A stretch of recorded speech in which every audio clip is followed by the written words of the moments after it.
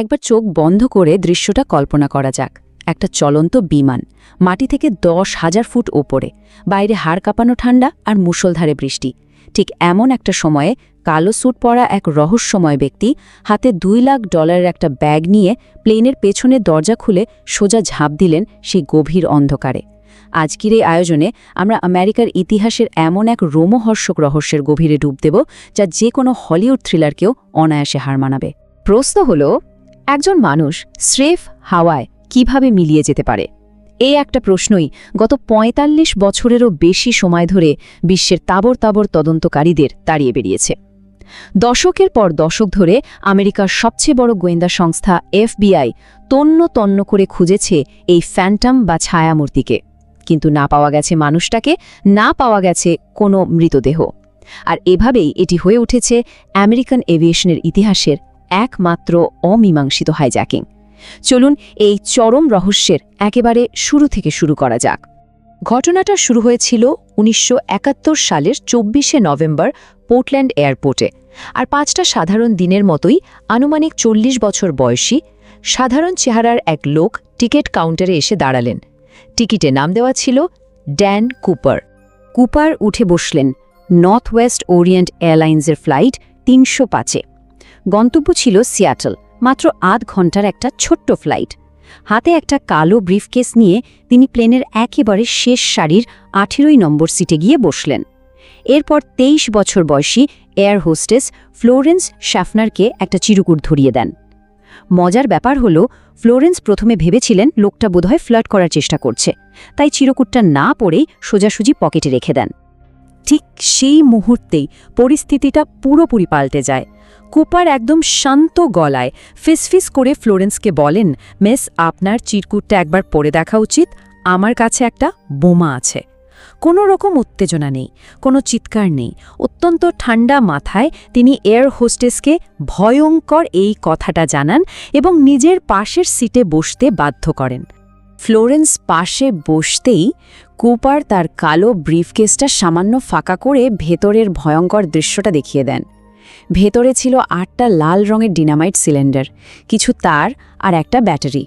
কোনো সন্দেহ রইল না যে হুমকিটা একদম সত্যি। অথচ পুরো ঘটনাটা ঘটল চরম নীরবতার সাথে।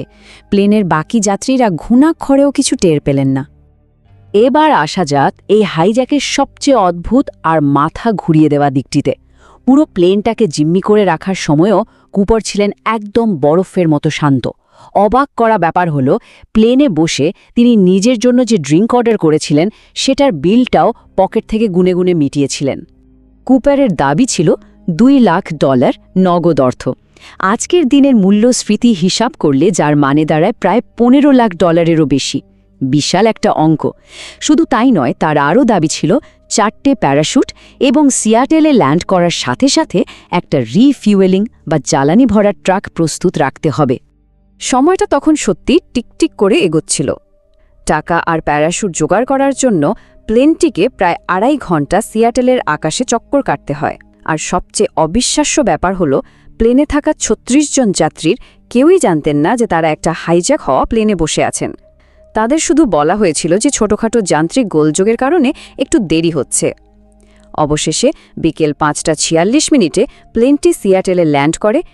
সিয়াটেলে $2 লাখ আর প্যারাশুটগুলো হাতে পাওয়ার পর কুপার সমস্ত যাত্রী আর কয়েকজন ক্রু মেম্বারকে ছেড়ে দেন। এরপরই শুরু হয় এই রহস্যের সবচেয়ে শ্বাসরুদ্ধকর পর্ব। যাত্রীদের নামিয়ে দিয়ে প্লেনটি এবার মেক্সিকোর উদ্দেশ্যে আবার আকাশে উড়াল দেয়। আর এবার শুরু হয় ঘুটঘুটে অন্ধকারের বুকে কুপারের আসল খেলা। উড়ানের জন্য এবার কুপারের কিছু অত্যন্ত সুনির্দিষ্ট এবং অদ্ভুত শর্ত ছিল। নির্দেশ দেওয়া হয় প্লেন উড়বে মাত্র 10,000 ফুট উচ্চতায়, যা সাধারণ কমার্শিয়াল ফ্লাইটের চেয়ে অনেক কম। প্লেনে গতি থাকতে হবে একদম ধীর, আর ল্যান্ডিং গিয়ার খোলা রাখতে হবে। কুপার খুব সচেতনভাবেই ঝোড়ো রাতের ওই ভয়ঙ্কর পরিস্থিতিতে প্লেনটিকে নিজের অনুকূলে নিয়ন্ত্রণ করছিলেন। রাত তখন 8:13। ককপিটের ভেতরে হঠাৎ করে একটা ওয়ার্নিং লাইট বা সতর্কবার্তার আলো জ্বলে ওঠে, যার মানে হলো প্লেনের পেছনের দিকের সিঁড়িটাকেও খুলে দিয়েছে। ঠিক সেই মুহূর্তে কুপার ৩২০ কিলোমিটার প্রতি ঘণ্টা বেগের সেই ভয়ঙ্কর ঝোড়ো হাওয়া আর পিচকালো অন্ধকারের বুকে সোজা ঝাঁপ দেন। পাইলটরা যখন অবশেষে নেভাদায় প্লেনটি ল্যান্ড করান তখন পুরো প্লেন তন্ন তন্ন করে খোঁজা হয়, কিন্তু হাইজ্যাকারের কোনো চিহ্নই ছিল না। আর এখান থেকেই শুরু হয় ইতিহাসের সবচেয়ে দীর্ঘস্থায়ী এক ফরেন্সিক রহস্যের তদন্ত, যা দশকের পর দশক ধরে সবাইকে স্রেফ বিভ্রান্তই করে রেখেছে। তদন্তকারীদের জন্য কুপারের ফেলে যাওয়া প্রমাণ বলতে ছিল মাত্র 3টে জিনিস: একটা কালো টাই, একটা টাই ক্লিপ আর কয়েকটা সিগারেটের টুকরো। ব্যাস, এই বিশাল প্লেনে আর কিচ্ছু পাওয়া যায়নি। এরপর কেটে যায় দীর্ঘ 9টি বছর। এফবিআই যখন প্রায় হাল ছেড়ে দিয়েছে, ঠিক তখনই 1980 সালে ঘটে এক অভাবনীয় ঘটনা। 8 বছর বয়সী ব্রায়ান ইনগ্র্যাম নামের এক বালক কলম্বিয়া নদীর পাড়ে বালু খুঁড়তে গিয়ে কিছু পচা গলার টাকার বান্ডেল খুঁজে পায়, মোট $5,800। সিরিয়াল নম্বর মিলিয়ে দেখা যায় এই টাকাগুলো আসলে কুপারকে দেয়া সেই মুক্তিপণেরই অংশ।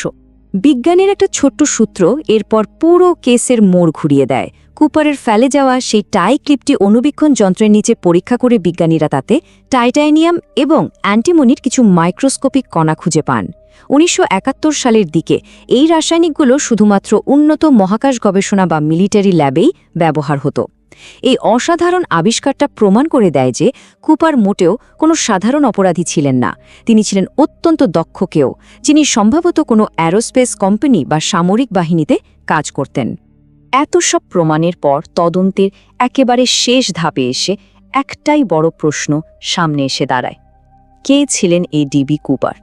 অসম্ভব দক্ষ আর রহস্যময় এই ছায়ামূর্তির আসল পরিচয়টা আসলে কি? আচ্ছা, এখানে একটা দারুণ মজার তথ্য শেয়ার করা যাক। টিকেটে তো নাম ছিল ড্যান কুপার, তাহলে ডিবি কুপার নামটা কোথা থেকে এলো? আসলে এটা ছিল মিডিয়ার একটা মস্ত বড় ভুল। এক নিউজ রিপোর্টার পুলিশের কাছ থেকে নাম শোনার সময় ভুল করে ড্যানের বদলে ডিবি শুনে ফেলেন, আর খবরটা পেপারে এমনভাবে ছড়িয়ে পড়ে যে আজ ইতিহাসটাকে ডিবি কুপার নামেই চেনে।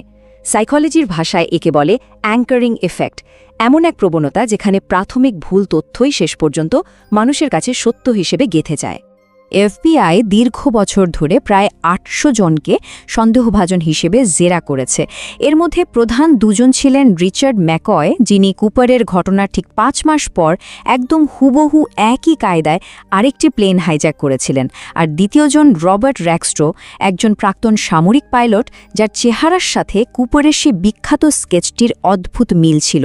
কিন্তু দুজনের বিরুদ্ধেই পরিস্থিতিগত প্রমাণ থাকলেও শতভাগ নিশ্চিত করার মতো কোনো জোরালো প্রমাণ এফবিআই জোগাড় করতে পারেনি।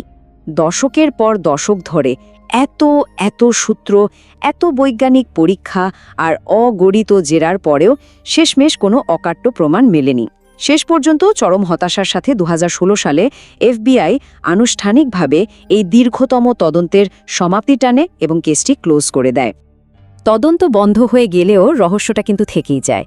একবার গভীরভাবে ভেবে দেখা যাক, 10,000 ফুট ওপর থেকে সেই ভয়ঙ্কর ঝোড়ো রাতে ঝাঁপ দেওয়ার পর ডিবি কুপার কি আদৌ বেঁচেছিলেন? তিনি কি পৃথিবীর সবচেয়ে নিখুঁত অপরাধটি করে বাকি জীবনটা নিশ্চিন্তে কাটিয়েছেন, নাকি সেই গভীর অরণ্য আর কলম্বিয়া নদীর জলেই তার শেষ পরিণতি হয়েছিল? কে জানে, হয়তো এর রোমাঞ্চকর রহস্যের উত্তর চিরকাল ওই পিচকালো অন্ধকারেই লুকিয়ে থাকবে।